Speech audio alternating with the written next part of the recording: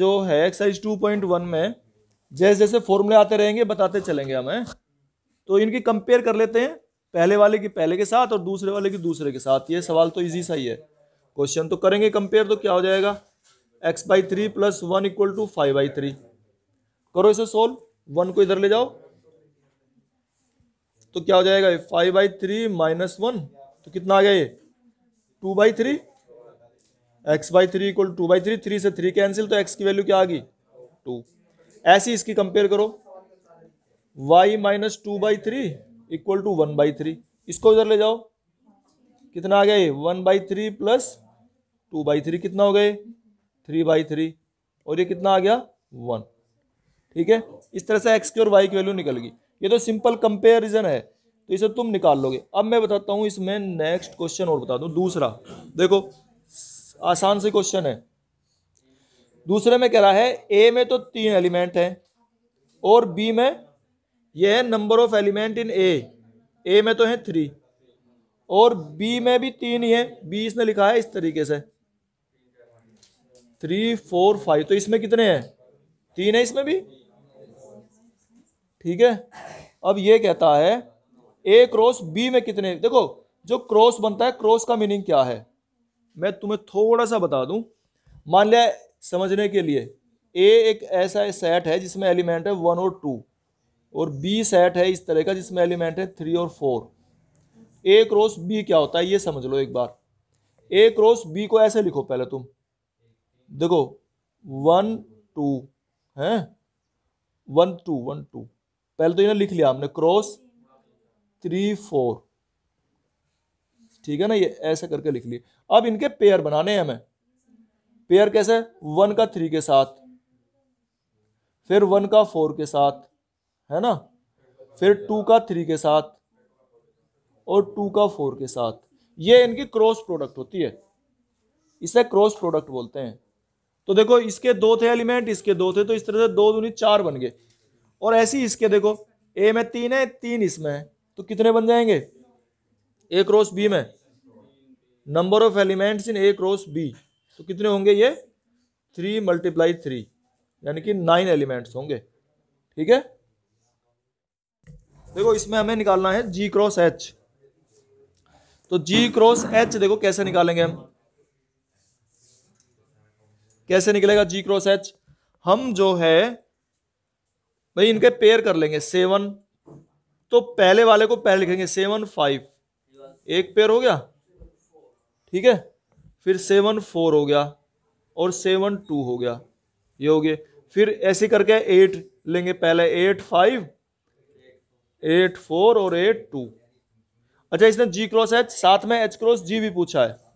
H cross G निकाल लो भाई, H cross G क्या होगा। तो अब क्या H वाले को पहले लिखना है, तो क्या होगा 5 7 और 5 8, फिर 4 7 4 8 और 2 7 और 2 8।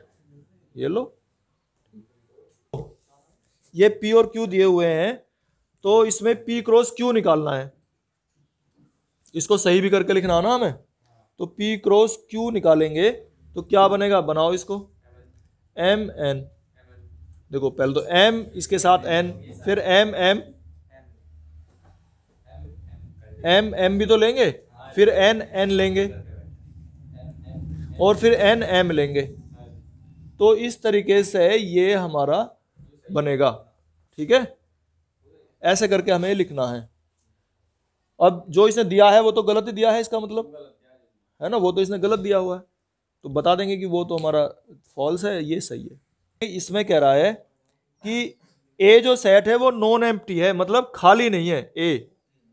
ए जो है वो खाली नहीं है, उसमें कुछ ना कुछ एलिमेंट है, नॉन एम्प्टी।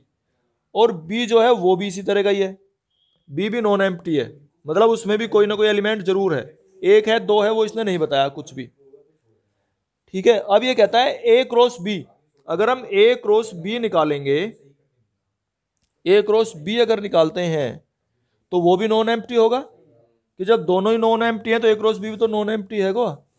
अच्छा, ऑफ ऑर्डर्ड पेयर्स XY, अब उसमें जो हम इनकी प्रोडक्ट निकाल रहे हैं वो एक्स वाई की तरह के पेयर बनेंगे, जैसे यहां बनाया था हमने, देखो एक एलिमेंट इसका लिया, दूसरा इसका लिया, फिर इसका लिया, इसका लिया, तो इस तरह से इसमें एलिमेंट्स बनेंगे।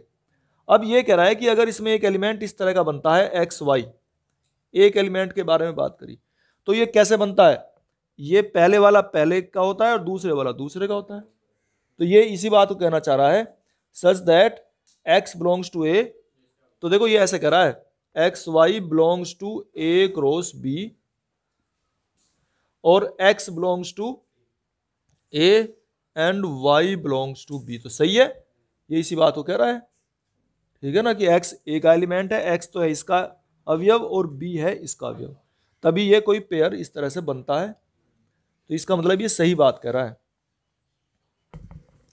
तो देखो भाई ये जो है ए क्रॉस बी इंटरसेक्शन फाई कैसे निकालेंगे, सबसे पहले हम बी इंटरसेक्शन फाई जो ब्रैकेट के अंदर वाला है उसे निकालते हैं। तो बी इंटरसेक्शन फाई निकालना है, बी तो ये है ही, और बी इंटरसेक्शन फाई, फाई में तो एक भी एलिमेंट होता ही नहीं है, और बी इंटरसेक्शन फाई कह रहा है कि इसका और इसका जो कॉमन एलिमेंट है वो हमें लेना है, जबकि कॉमन इसमें कहां बैठेगा, इसमें तो एलिमेंट ही नहीं है, तो कॉमन तो एम्प्टी हो जाएगा सेट ही, यानी कि फाई आ गया। तो बी इंटरसेक्शन फाई तो निकल के आ गया हमारा फाई, इसकी वैल्यू हमें निकालनी थी। अच्छा अब ए की और ये तो हमारा फाई आ गया, इसकी प्रोडक्ट निकालनी है। तो जब इसमें एक भी एलिमेंट नहीं है तो हम किसके साथ इसकी प्रोडक्ट निकाल लेंगे, किसी के साथ भी नहीं। तो इसका मतलब ये हमारा आ जाएगा phi, A cross phi equal to phi के आ गया निकल के, ये हमें निकालना था। क्वेश्चन 4। अब मैं फिफ्थ और कर रहा हूं भाई, इसे भी देख लो। फिफ्थ में दिया हुआ है इसने A equal to -1 1, A equal to है -1 और 1, ठीक है। तो ए क्रॉस ए ये निकालना है, मैं ए क्रॉस ए। अब इसको कैसे निकालते हैं, तो पहले तो ए क्रॉस ए निकालो, पहले तो ये दो निकाल लो और फिर तीसरे को निकाल लेंगे। तो -1 1 और -1 1 इसकी प्रोडक्ट निकालनी है हमें। इसको सेट की फॉर्म में लिखेंगे ऐसे तरह से करके, ऐसे लगने से तो ये पेयर हो जाते हैं, और ये इस तरह से करके निकालना है, ऐसे रखना है, ठीक है। इनकी क्रॉस प्रोडक्ट निकाल रहे हैं, तो -1 के वो बनाओ, ये हो गया एक तो पेयर, फिर -1 1, फिर 1 -1 और फिर 1 1, इस तरह से हमने ये पेयर बना लिए। ये ए क्रॉस ए आ गया निकल के, ठीक है, ए क्रॉस ए आ गया। अब फिर से एक बार एक ही इसको बंद रखो इस तरह से करके, ये भी ध्यान रखना है, ठीक है ना, ये एक सेट है। अब ए क्रॉस ए और फिर क्रॉस ए करना है इसका।